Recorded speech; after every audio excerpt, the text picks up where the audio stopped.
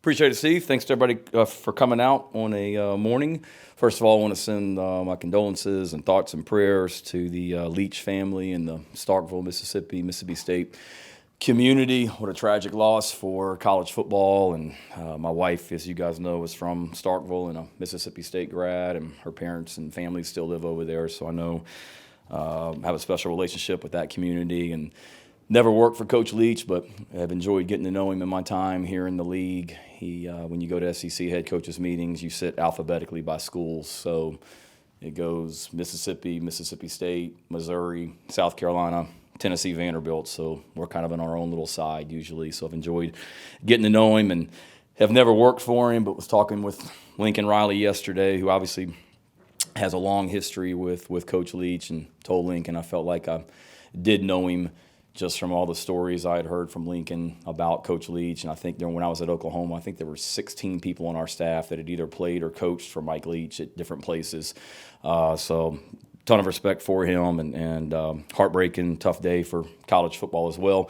Certainly been a busy couple weeks since we talked last. I've been on the road recruiting. As soon as we finish up here, we're hitting the road recruiting as well. It's been great being able to get out and see some young men and their families that are committed to South Carolina, or that we're trying to get committed to South Carolina. We've got a huge weekend coming up, official visit weekends, and then a bunch of young men that are coming unofficially as well. A lot of our top prospects in the class of 2024 and beyond will be up here over the next few days as well. And you win with people, and we've got some great people that we're recruiting currently that we're bringing into this program as well. Can't wait to get our players back tomorrow to start bowl practice. They finished up exams last week, and that went really well. We're still waiting on a couple final grades, but proud of the work our guys did in the classroom. So certainly want to thank everyone over in the Doty Athletic Center for their work this past semester. We'll practice starting tomorrow and then practice up until December 22nd. We'll break the morning of the 22nd, give them a few days off around the holidays, Christmas time, and then we'll all reconvene in Jacksonville on Christmas night and start practice up there on the morning of the 26th. So couldn't be more excited about that. There's a ton of excitement about the Gator Bowl. Obviously, Greg McGarity, the president of the Gator Bowl, was here yesterday and spent some time with Coach Tanner and Chance Miller and myself, and I don't want to steal their thunder, but there's some awesome things going on down there in Jacksonville right now, and the excitement level for this game is as high as it's been in a long time. And though there's going to be a ton of Garnet and Black taking over the city of Jacksonville here in a couple weeks, couldn't wait to get down there. A lot of excitement and momentum going into the Gator Bowl, and that's because of the excitement and the momentum that we created here at South Carolina this past season, that we continue to build on that momentum. A 8-4 team, a nationally ranked team, going to a historic bowl game, beating Clemson for the first time in a while, snapping Clemson's home winning streak that they've had for however many years, 6 years, back-to-back wins for the first time ever in South Carolina football history, and only the 7th team in the history of college football to beat 2 top 10 teams as an unranked team in back-to-back weeks. So I feel like some people might need a reminder of some of the things that we've done here at South Carolina this past season, and the momentum that we've created since then as well. Maybe outside this building, there's a perception that the momentum slipped. That couldn't be further from the truth from a momentum standpoint. We are moving this program forward. The excitement level from recruits, the excitement level from our current team is at an all-time high.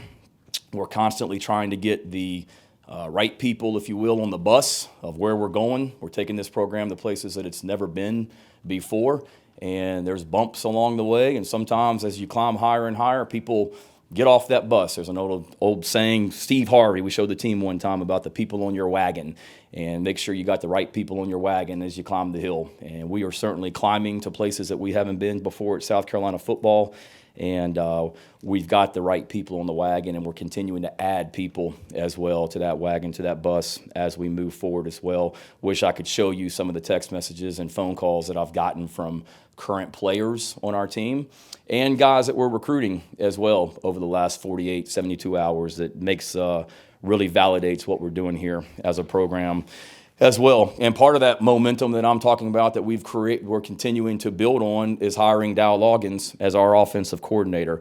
I told you guys when we had that press conference over in the stadium the weekend after the Clemson game that there was a ton of interest in this position and that my phone was blowing up, and that is exactly the case. It was blowing up, and I talked to a lot of people that were interested in this position, sitting head coaches in college football that reached out to me, current coordinators in the NFL that reached out to me, current Power 5 coordinators. I easily could go out and hire the hot name, the guys that when you guys read the hot boards on some of y'all's websites, the names that were on there that the general public thinks that's the guru and that's the guy that we need to bring into the program.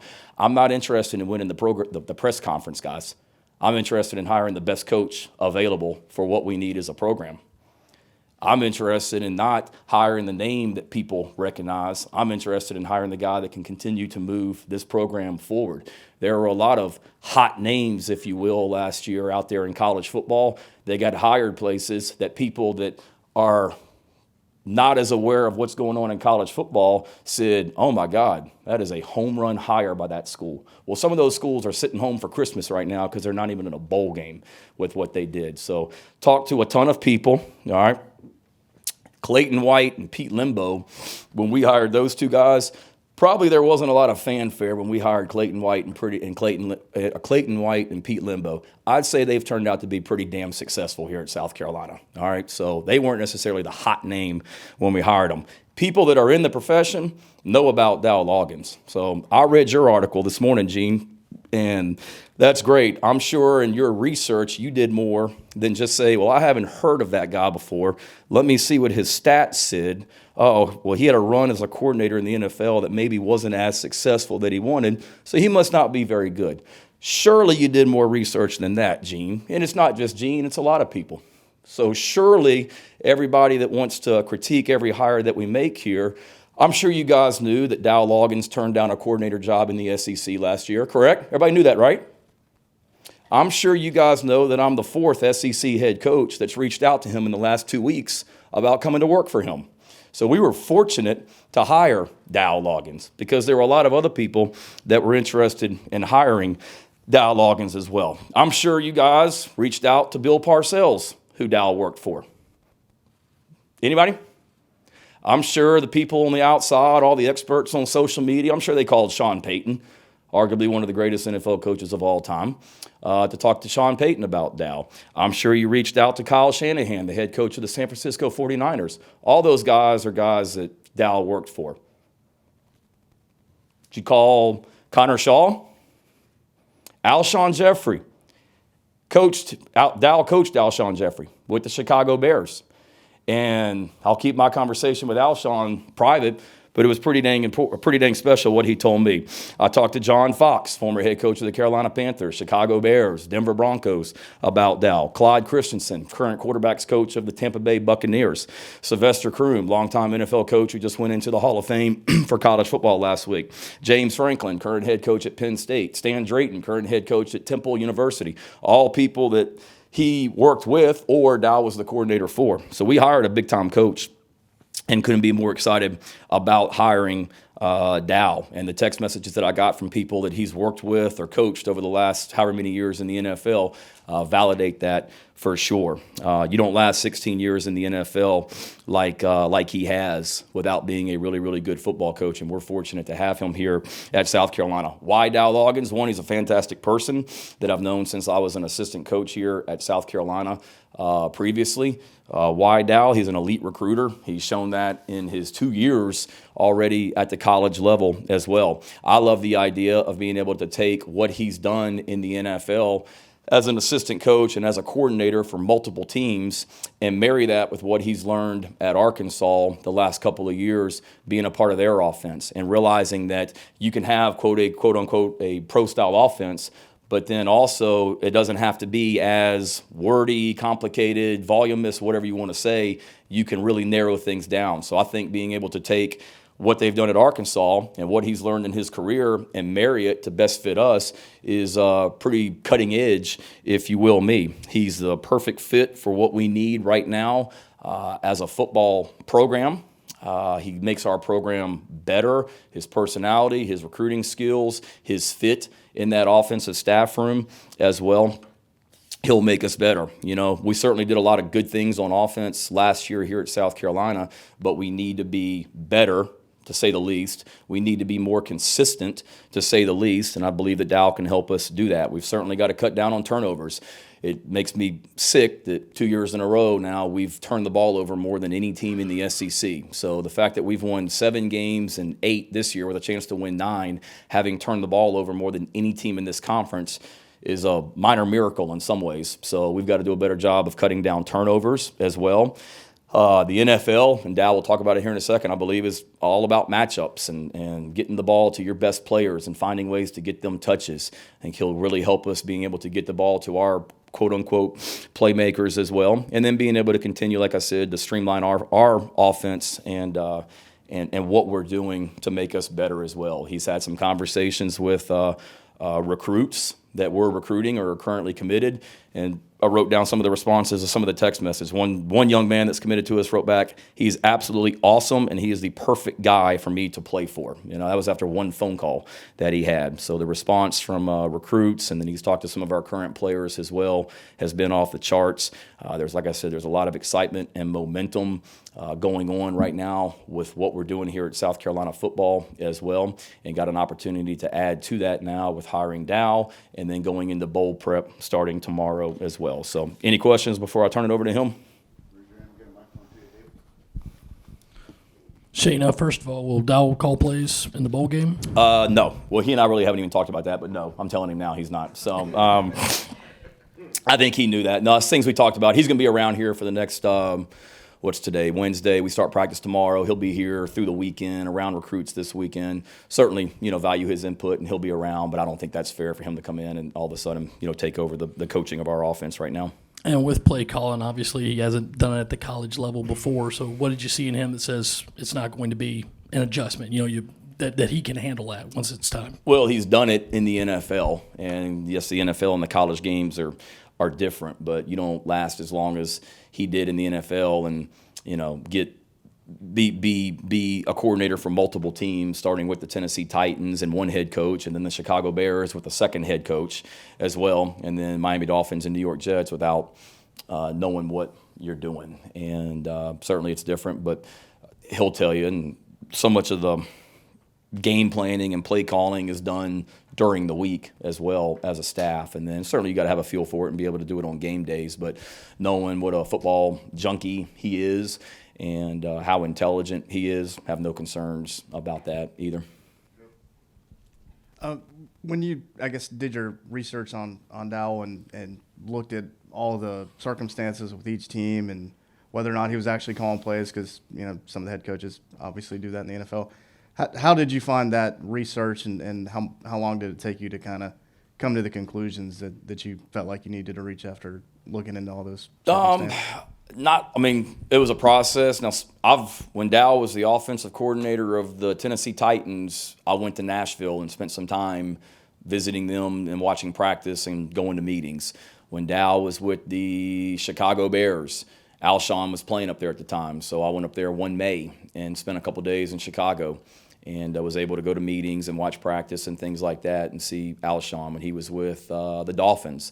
I went down to Miami a couple times and was around meetings and on the practice field. So and was in staff meetings as well with the offense. So I've seen him in those environments. So I knew a lot of that already.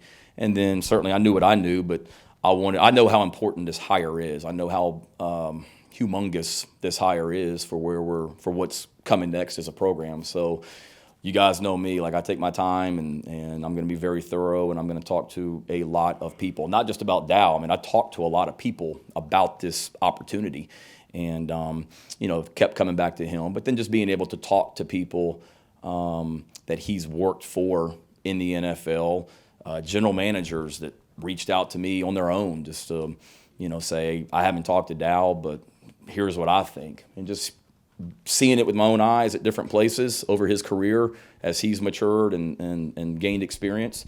But then talking to people also as well, validated that. And then, communication with players. I think it's important to talk to players that he's coached as well. And I was able to do that also. Shane, were you surprised at all by any of the opt-outs or the transfer portal guys that you had, and how will that change how you prepare for the bowl game? Opt-outs, no. I mean, those are conversations that we don't spend a ton of time talking about it during the season, but had a general idea just from talking to players, even some of those guys like Zach Pickens that came back to play this year. A lot of those weren't surprises. Transfers, I don't think you're ever surprised. It's it's tough out there right now, guys. And we're in a great situation here at Carolina. I mean, I look around and there's other schools that have close to 20 right now of their players in the portal and things like that. And you just realize that's part of it, and wish guys that aren't here well. I had a text message from somebody that transferred last year that played for another school yesterday, just, checking on me and saying hello. And so I appreciate that. So try and leave on good terms and wish them well, but I don't mean this in a negative way. I don't spend a whole lot of time worrying about the guys that aren't here. We got a bunch of really special young men and people in this program right now that are here and excited to get back to work. And certainly it changes prep, a little bit. We were in that situation last year when Luke was hurt and Jason had already left at quarterback, and we weren't really sure what the quarterback situation was going to look. So we've been in that situation before, and we haven't really dove into it because it's been all recruiting and then coaches just kind of working on Notre Dame on their own the last couple of weeks. But we'll get back in here tomorrow as a staff and really kind of figure out the best plan of attack. But certainly it'll be more challenging when you're missing guys. But that's why we get paid to coach. Be creative and trying to come up with a game plan. Hey, Shane, 2 questions for you. I know at the beginning of the search you said you wanted to find someone who fit the culture that you were building here. Also, Connor said that Coach Loggains is a home run when it comes to the culture that you are building here. Beyond the X's and O's, can you give us some specifics about why he fits that culture? And also, mention the transfers and opt-outs. How challenging is it trying to prepare a team for a bowl? And it's going to look much different than the one that you finished the regular season with, and also preparing to face a team that is also going to look different as well. Yeah, you gave me 3 there, Rick. You testing me, man. I'm a little rusty. Dowell and the culture, because I know what kind of person he is. He's got a great, he's a great person, great family as well. That's important to me. You got to be able to work well with others in this building and help the people around you get better. And, as I went through this process, like I said, I know how important this hire is, and I kept trying to call somebody and find somebody to say something bad, about him. And it was not me calling and saying, hey, I'm interested in hiring Dowell Loggains as the offensive coordinator. Was calling just saying, hey, tell me what you know about Dowell Loggains. And it was just whoever I talked to continued to be over the top positive. I think he's got a great way with people of making everyone feel important, valuing everyone for what they bring to the table. That's evident with what he's been able to do in recruiting. That's evident with the fact the way that people at Arkansas feel about him and didn't want him to leave, whether it be current players or fans, staff, whoever.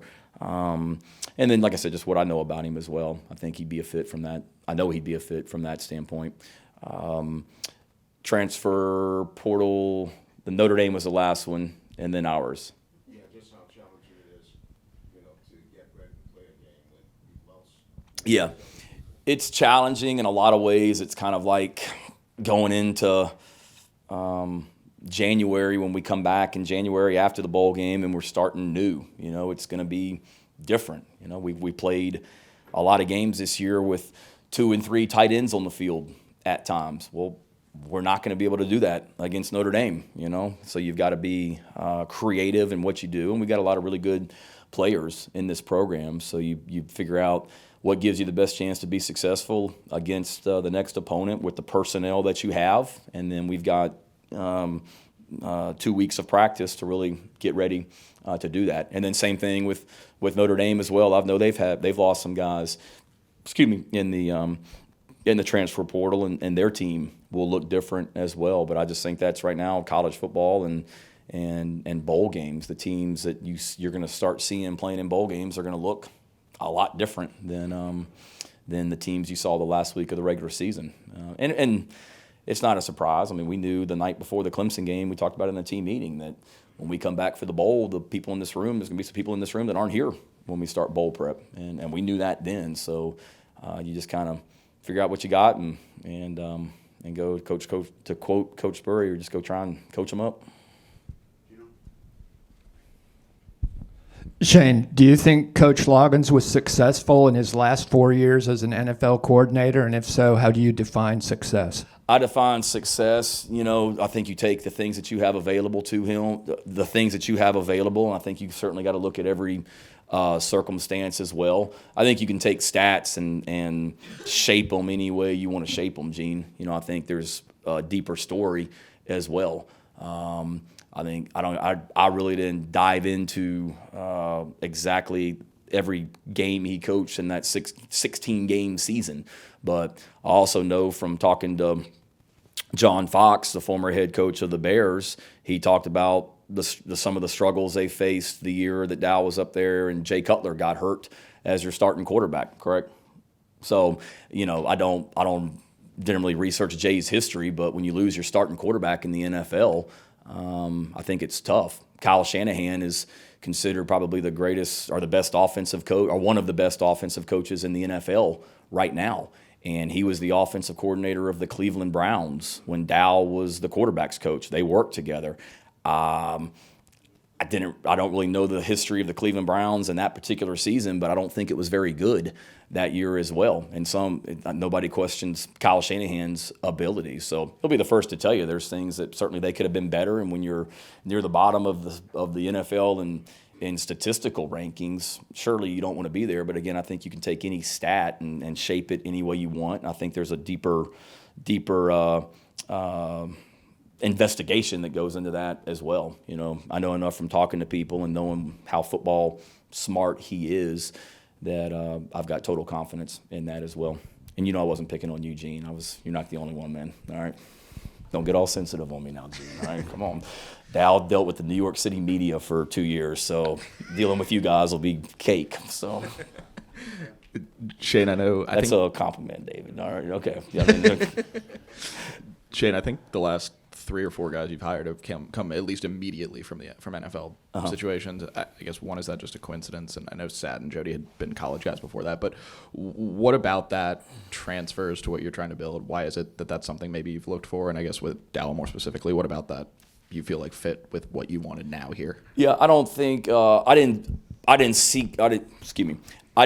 start out saying I'm going to hire somebody from the NFL that had an NFL background. I really didn't. And same thing when I hired Sat or any of those guys, Jody, Sterling Lucas. I'm looking for the best person available as well. And if I think Dowell's a great coach, but I think being in the college game the last 2 years, he'll probably tell you, and we talked about this a little bit, has made him even better as a coach being in college the last 2 years, for sure, and just seeing the similarities with the differences, but how to make it better. But I do think when you are able to hire somebody from an NFL background, I think it certainly is a bonus in a lot of ways. Not what you learn in the NFL, because it's all football all the time. You don't recruit. You go into the building, and if 90% of my day is recruiting and 10% is coaching, in the NFL, it's all coaching and just studying football. So I think there's value in that. I think from a recruiting standpoint, the fact that he's been in the NFL for so long and has coached so many different quarterbacks, whether it be successful veterans or rookies or whoever, it helps. Sterling Lucas being able to show a recruit or our current team some of the things he did with the Baltimore Ravens and Jacksonville Jaguars, some of the things we did on third downs this year, pressure-wise, or things that he brought from the Ravens that we utilized on defense. So I think there's value in that. But at the end of the day, Ben, I'm looking for the best coach and the best person available for a fit. And And I know it's cheesy, but I used that analogy of that bus and wagon earlier, and I think it's the same thing with its coaches. It's all the people. I mean, this is a big, I don't want to use the word corporation, but there's a lot of moving parts in this facility, from players to coach to staff, and you're trying to get all the pieces of the puzzle to fit the right way and keep moving it forward. And if it happens to be a guy with the NFL background, great, but just trying to find the right fit. Your Eagles are still on a roll. They're cruising. Oh man, it hurts. With the decommits, with the portal right now, do you have any concerns at this point about trying to transition, a major coordinator and retention during that transition, and kind of what do the next steps look like to try to keep the guys that you have committed, keep the guys that you have on the roster as you make that switch? I think it's a challenge for anyone, whether you're hiring a new coach or the staff is intact. I mean, it's just part of it. At the end of the regular season, other schools are trying to hire your coaches, and that's taking place here. We got a lot of successful people in this building that other7schools are interested in. There's recruiting, there's the transfer portal. Same thing after the bowl game. There's going to be another wave of not here, but there's another wave of college football players that enter the transfer portal after bowl games as well. After that, there's the NFL season's they're going to start making changes, and people are going to be trying to hire coaches and stuff like that. So I think it's just one of those things. Everybody thinks the end of the season is kind of when you can kind of take a breath, but the 2 weeks at the end of the regular season, 3 weeks, and then the 2-3 weeks after the bowl game are like the most hectic time of the year, just because you're trying to put all those pieces in place, whether you're trying to hire, whether you have a new coach coming in or not. But like I said, it's one of those, Emily, that everybody's dealing with it right now across college football, and it's just the landscape right now with the portal and recruiting, that there's going to be changes and things like that. And you just keep trying to, recruit the best players available and best people available. And we've got a lot of those as well. Like I said, so many of those text messages, you win with people. And we've got some championship level people that are committed to this program and will be here soon, which I'm really excited about adding them. People don't talk about all the people that still are coming and that are still in this building right now as well. And Kai Kroger said it best. He tweeted it last week. All we got is all we need, or all we got is all we need, I think. So I thought that was pretty good, And we're trying to add some more to that as well, obviously. As a Browns fan, I can give you some look back on that. Yes, maybe you can educate everyone as well. Thank you. Do we know who the quarterback's coach is going to be for bowl game? No. Not yet? No. And what were I do, but we're not going to get into all that in here right now, so sorry. And what were conversations like with Marshawn before he opted into the portal? They were good. We had we talked in my office. I think the Tuesday after the Clemson game, and it could not have been more positive. We had a fantastic conversation, and things were absolutely fantastic. And he went back home. He's home right now, and obviously when he got back home, some things in his mind changed that I wasn't aware of or that we didn't talk about that day. So talked on Sunday or Monday. I was up in D.C. actually recruiting all day Sunday and Sunday night, and we talked on Monday morning, him and his mom and I, for a long time. And, like I said, wish him well. Hi, Phil. Thank you. Hey, got a couple for you. Right. Did you decide to part ways with Coach Satterfield after the Florida game?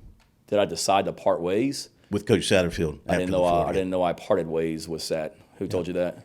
It was reported by one of the Gamecock websites. Well, I know this is going to be shocking. One of the Gamecock websites was wrong. Sorry for anyone that reported that. There's a lot of false info out there, unfortunately. I got to deal with that with recruits and things like that, of things they read on the internet, which, hate to break it to you guys, the internet and Twitter is not real life. So no, I did not decide to part ways with Sat after the Florida game. Okay. And to follow up on Colin's question, as far as running the offense and the coordinating and all that, since it won't be Coach Loggains, do you have – I mean, obviously you have a plan. Can you share the plan? No. How you I don't know if you were in the press conference that Sunday night in the stadium. I'm no disrespect, guys, but I'm probably not going to tell you guys, because – to me, that's a strategic advantage for Notre Dame if we say that whoever, Monterio, Justin, Greg Atkins, Lonnie Teasley, Dowell Loggains, Jody Wright, whoever is running the offense. And to me, you can go back and look at their backgrounds and where they've been as well. It'll be a group effort, Phil. No matter who calls the plays, we've all been working to put together a plan for the offense down in Jacksonville in a couple weeks, and that's what we're continuing to do. And when we get to Jacksonville on December 30th, we'll all be on the same page, and I'll be heavily involved, and whoever's calling it, we'll call it, but it'll be a group effort that we put together. Kind of going to the other coordinator news here recently. Pete Lembo got an extension yesterday. Yep. Kind of what were those conversations like with him in the last week, and how important was it for you to just get him locked in just for those extra 3 years now? Yeah, it was important. It's important to keep a lot of these guys. Chance and Coach Tanner have been very supportive of the staff and the things that we want to do, and there'll be more hopefully coming here that we can announce here. But Pete was certainly somebody that throughout the season, that I knew, like a lot of our guys, that Pete was very valuable to this program and has done a great job with our special teams and program in general, and certainly wanted to reward him accordingly. So appreciate Ray and Chance and President Amaritas and our board for their support. Correct me if I'm wrong. I think my takeaway from what you were saying earlier was you were pretty satisfied with the offensive system y'all have been running the last couple of years. It may be just a little bit too complex in verbiage, but is that accurate? What makes you feel that way? And also, how did Dowell kind of sell himself in terms of being able to take the offense to the next level with a little bit more consistency? Yeah, I think from my standpoint with the offense, we needed to be more consistent. There's no question about it. For as good as we looked against Tennessee, we know how we looked against Florida. And look, it's a grind every week in this league, guys. It's the toughest league in America, and there's some real dudes on defenses that we play. So you're not going to go out every single week and score 60.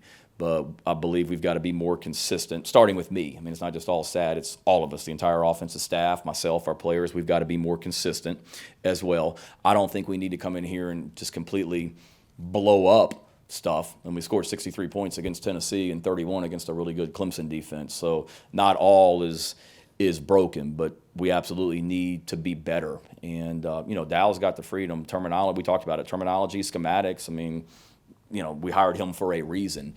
But I believe, the reason I hired him and whatnot is because, one, he can take some of the things that they did in the NFL, and there are some similarities with what we did last year and what his background is, but then taking the things they did at Arkansas also and blending that with us to continue to make us better.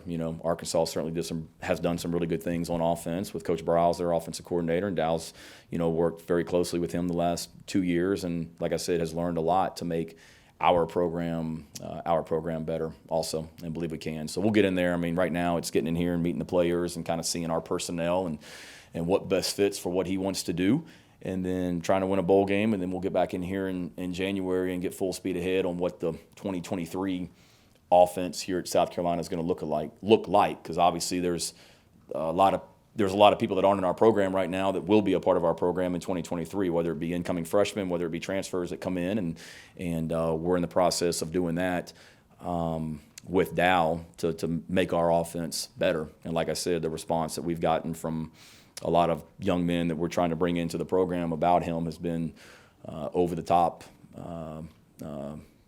ecstatic. So looking forward to getting to work. So sorry, he'll keep me up here forever. My opening press conference, he kept me up here for an hour and a half answering questions as well. So I'm going to sit down and excited for you guys to get to know a great guy and a great coach, Dowell Loggains. Thank you.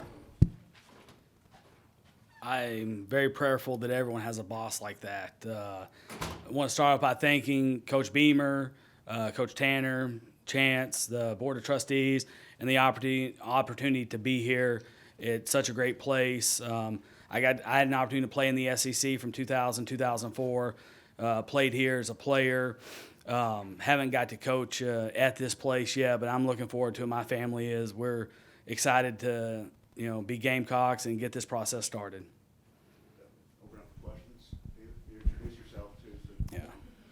Hey, Dowell, David Cloninger with the Charleston Post and Courier. Yes, sir.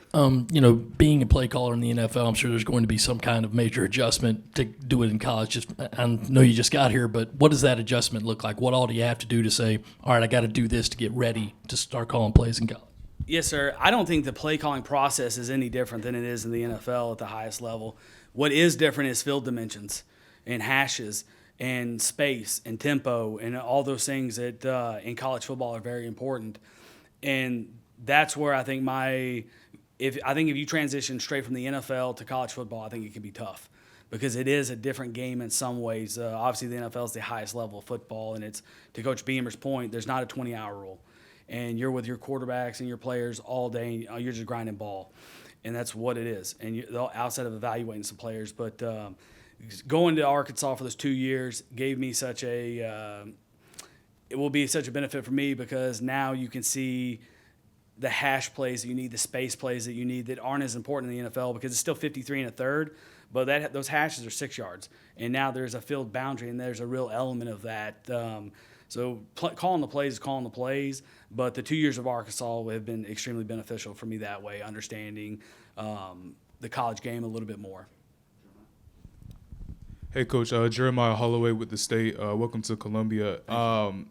This team, of course, next year is going to look, pretty different from what it was this past year, I guess, with, transfer portal and things like that. But from what you've seen from South Carolina's offense, obviously last year when you all played them and just any other tape that you've seen, what about that team, or I guess what do you see as maybe some of the things that they do well and some of their identity on offense and things that you would look to help them improve upon? Okay, Jeremy, I'm going to kind of answer your question, but going to go in a different direction with it. We played you guys week 2, and we obviously won the game in a fashion that I felt like we were the better team that day and maybe for the whole season.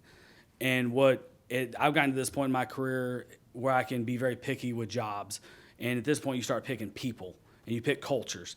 And to play you guys in week 2, and you guys, a talented football team, no question, but what you guys started with in week 2 to how you finished, there was something special about this place and this culture and what's being created to finish the way you did. And that goes back to Coach Beamer and what he's created here with the culture. And that's what really enticed me with this job. That was the opportunity. That was like something special is going on there. I want to be part of it. And it wasn't a football thing. The football will take care of itself. We got a good staff. We got a great head coach, and you got great kids, and you see they're bought in. Because how do you lose that game in week 2 in the SEC and finish the way you did? And it goes back to the culture you're building. I've watched obviously some tape. This last 3 or 4 days has been a grind and getting caught up in a lot of different ways, but get up to speed that way. I know that we've got good players, and our job is to get the most out of each player. And that's how I would define success is, did you max out everyone to the highest level of their capability? Hey, Coach. Emily Adams at the Greenville News. Eagles fan? Yes, sir. I'm from Philly originally. I grew up in Texas, so. Well, I guess we'll have fun on Christmas Eve then. We will. You've been really touted as a strong recruiter. Just, in the NFL, you don't have to do that. So where did you kind of build that skill set, and, what do the next couple weeks look like for you in terms of getting on the ground recruiting for South Carolina? Yes, ma'am. The hard thing about the NFL is you don't get to pick your players. And, when we were in Chicago in 2016, talking about Alshon, had a great year for us. And he was our best player on offense, and he goes to free agency. And in my mind that time, I'd only coached in pro football. And you get frustrated because you're like, man, we just let our best receiver go. And that guy's not replaceable. And so in the back of my mind, I was always intrigued with college football. And I'm thinking to myself, you know what, if you go to college football, you're accountable for your roster. Like, if you don't have a good enough roster, that's your fault. And you determine how well and how hard you recruit, and you determine the success you can have. And you felt like, hey, you have a little bit more ownership in the roster building part of it. And I think recruiting comes down to relationships.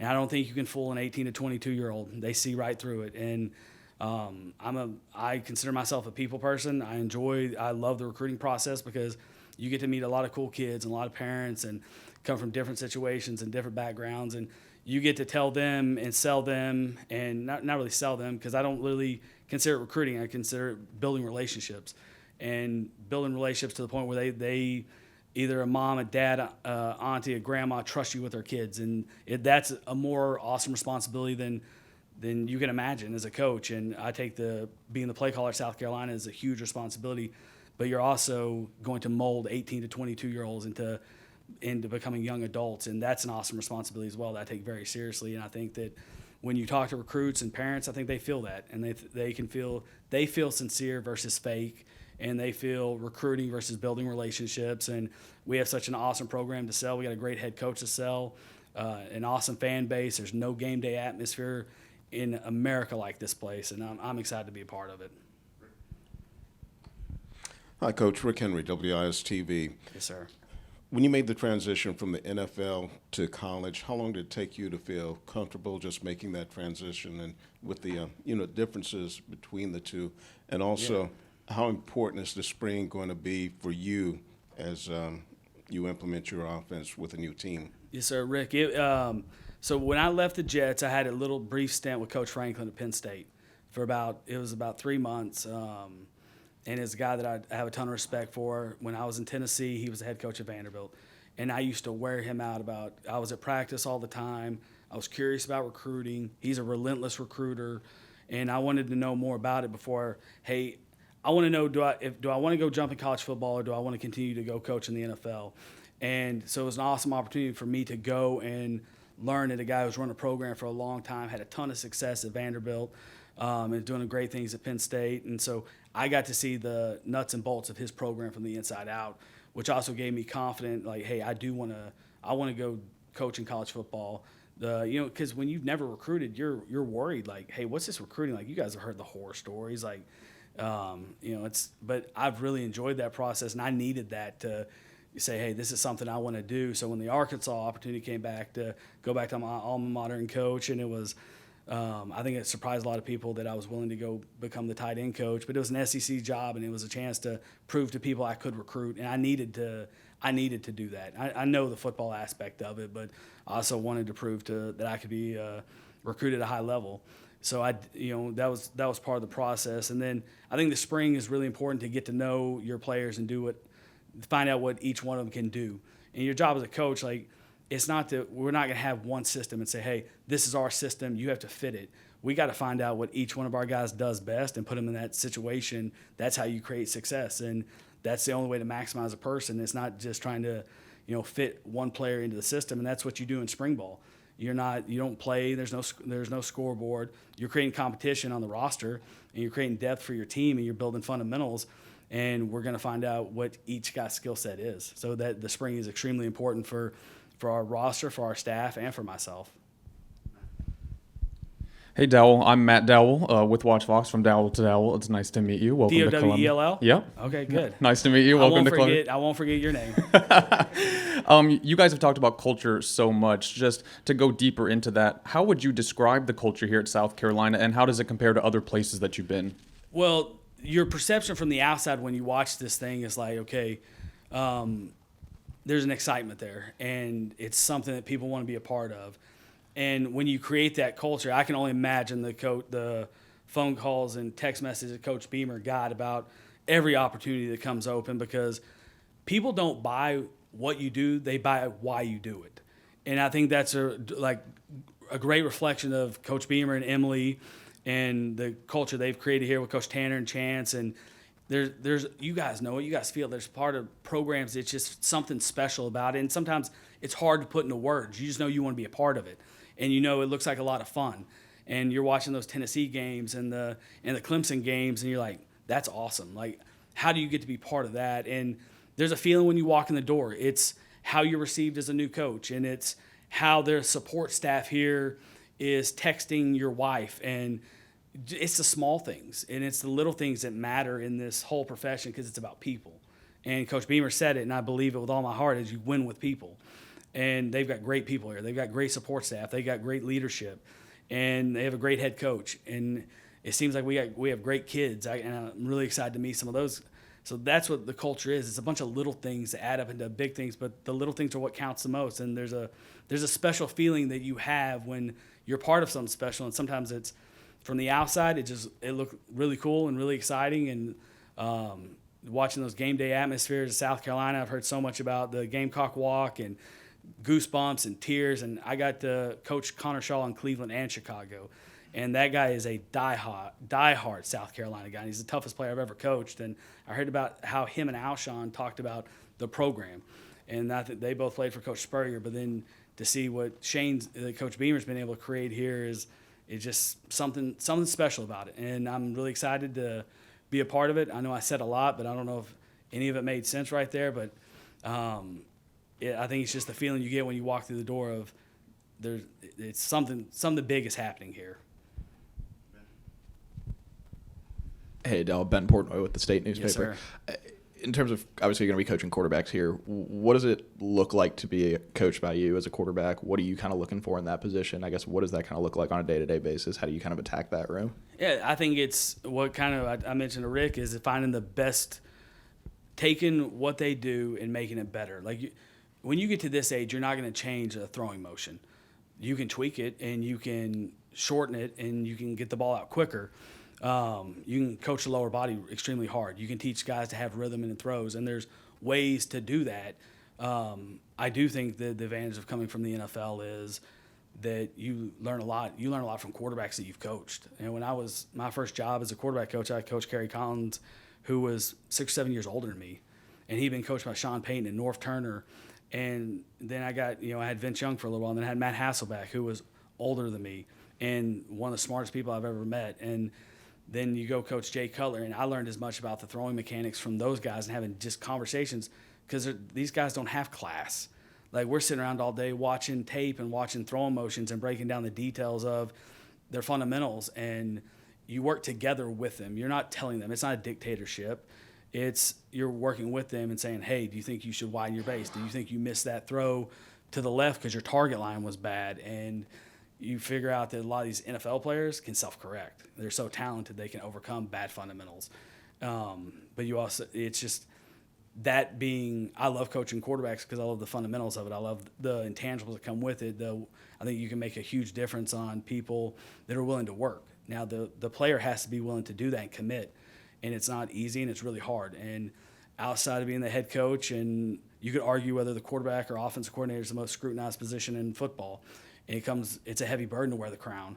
And just be able to teach these guys what I've learned from 17 years of coaching at the highest level at the quarterback position and some of the really, really good players, Pro Bowlers, and that we've been around, just be able to pour all of that into the 17 years into a person, which excites me because you get a chance to make a kid better. And that's why you coach, is to see, hey, how good can we make you, and how willing are you willing to work, and like you spend all your energy to making a kid better. Hey, Dow, Pete Iacobelli from the AP. Yes, sir. And I did pull for you as a Jets fan in 19 and 20. It's tough to say. Those were some rough years. Yeah, they sure were. Dow, on a brighter note, what does a Dowell Loggains offense look like when it's clicking, when things are working? What do you like to do out there? Pete, correct? Yeah. Yes, sir. Pete, I know I don't want to be. I told Steve this. I don't want to speak in a bunch of coaching cliches. You guys are going to find this out about me. I want to be very honest and very transparent with everything. And for me to make any kind of statement of anything other than the truth right now would be like just propaganda. Is maximize our players. Like really find out what we have, and I don't know right now. And we need spring ball, Rick, to find that out. I need to know what these guys can do. Our staff's going to do. They'll be able to fill me in on their opinions and of expectations and what a guy can and can't do. But we really want to build an offense that, obviously, number one, I think the most important thing about offense is you create pressure on defense. And you can do that in a lot of ways. You got to create conflict, whether that be RPOs, tempo, play action passes. There's a bunch of different ways to do it. But offense, defense, especially, is really about creating pressure on the opponent. And the way to do that is you find out who your playmakers are and put them in spots that create conflict on the defense. And that's how I think that the one thing in college football, that you have to attack is 53 and a third. Like everyone wants to attack vertical, but in college it's space and pace. That's a real thing. You know, I've watched for 2 years our offense that we evolved in. It's not Baylor, it wasn't Ole Miss, you know, the versions of it there, but it was also with the ability to run the football, and going really, really fast wasn't always the answer, but being able to play with tempo is. So we're really going to try to find out what our players can do, starting with, and I think there's a priority in that. It starts with quarterback, and then goes to offensive line, and then you find out what your skill guys do well, but you have to build it that way through the quarterback's eyes and the offensive line, and then how do we get our skill guys the ball. So I hope that to be successful is that we create balance, which means multiple touches for our playmakers, and we don't come in here after a game and have a conversation about, hey, why did so-and-so only have 2 catches, or why did so-and-so only have, 9 carries, and those things that you hope that you maximize your players. Hey, Dowell, Colin Taylor from Gamecock Central. You mentioned the quarterback position. Yeah.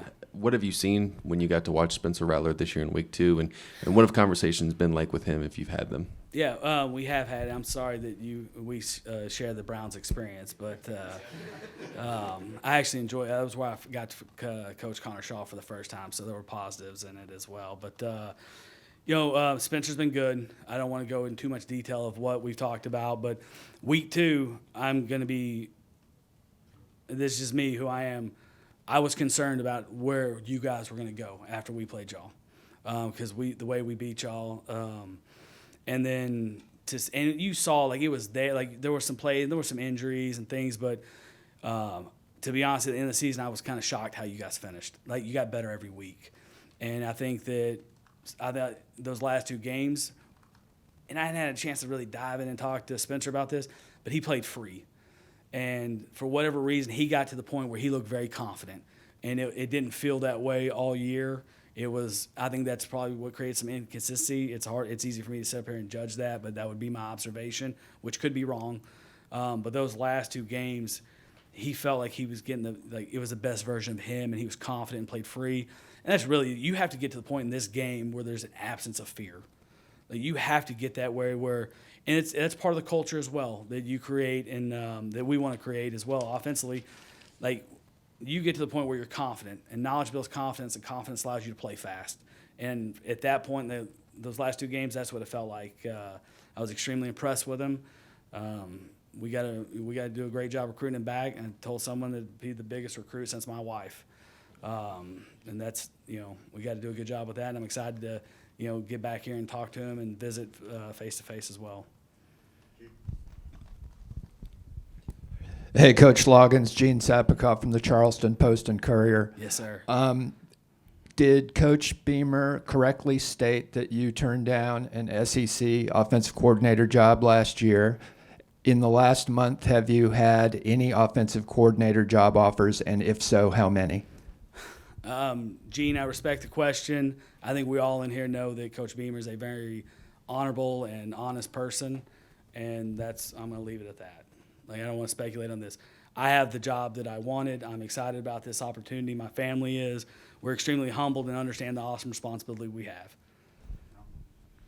Hey, I'm Alan Cole with GamecockScoop.com on Rivals. You mentioned evolution, and kind of Beamer was talking about blending some college and some NFL stuff. How do you feel like you've changed as a play caller, or maybe not as a play caller, but just your offensive philosophy since you got to college, and how do you kind of anticipate that moving forward with a new roster now? Yeah, I think that's it's kind of the vision, right, of like what this thing is. And I don't know that I would have the same vision if I hadn't spent the 2 years at Arkansas. And I think that's where it became obvious to me the hardest thing to do in college football is to tackle in space.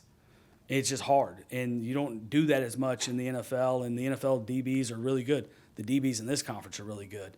But it's still, like, when you can create space, it just becomes very difficult to do to get people down. So I think that's where – I think for the first time in the last 4 or 5 years, the first time in football is things used to start in the NFL and go to college and then down to high school. Well, things now are going from high school to college to the NFL, and you're seeing more of these offenses, the Kansas Cities, the Eagles, they play with more space now. And it's for those reasons, like the evolution of the game is like creating space. And how there's a lot of different ways to do it.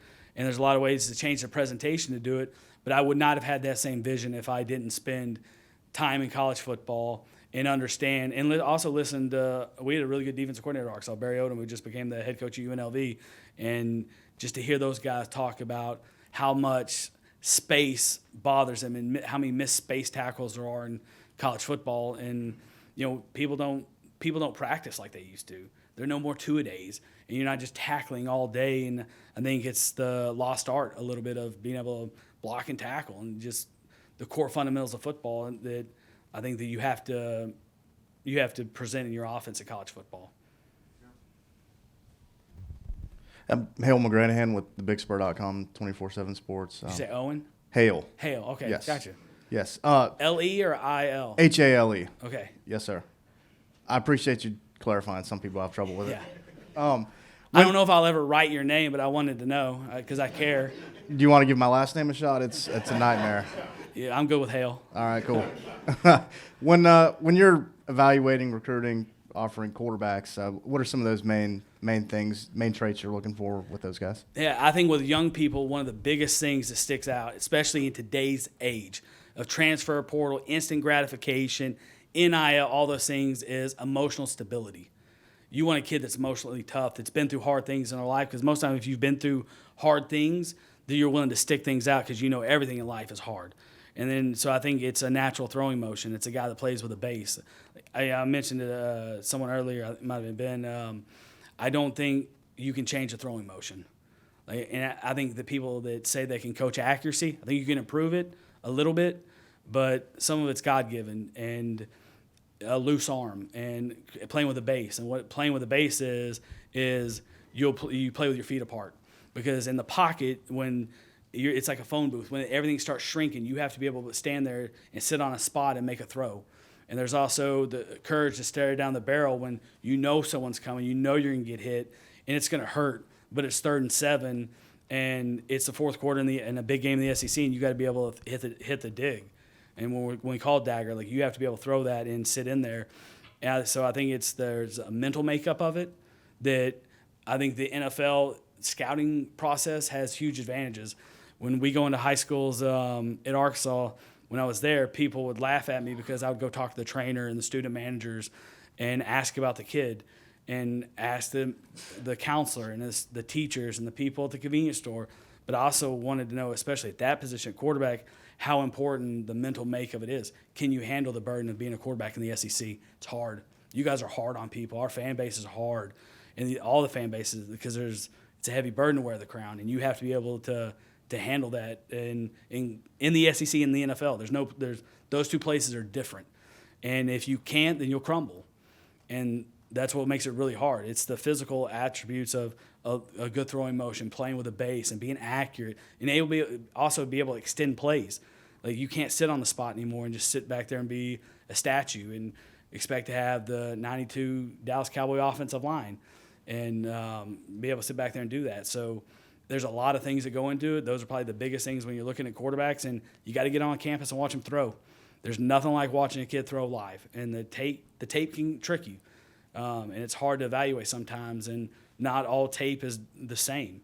It's not standard. Like there's some programs that have better tape than others. So we got to get these kids here. Why South Carolina? An awesome recruiting base. Like you're close to a lot of different things. There's no excuse not to get the best kids in the country here because we have great facilities, we have great leadership, and we have an opportunity to get them here because we're regionally we have strong recruiting ties here. Thank you. Hey, Coach, Phil Kornblut with the Sports Talk Media Network here in South Carolina. Unapologetic Packers fan, and quarterbacks are fine in Green Bay. We're happy with our QBs. You should. Yeah. You should be. Well, we like our guys. And Lambeau's an awesome place. Yep. Yeah. Yep. Went there one time. Unfortunately, I've been there too many times. Yeah. Yeah. Yeah.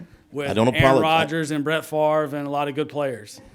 Yeah. Also hate the Bears, so you know how that goes, the rivalry.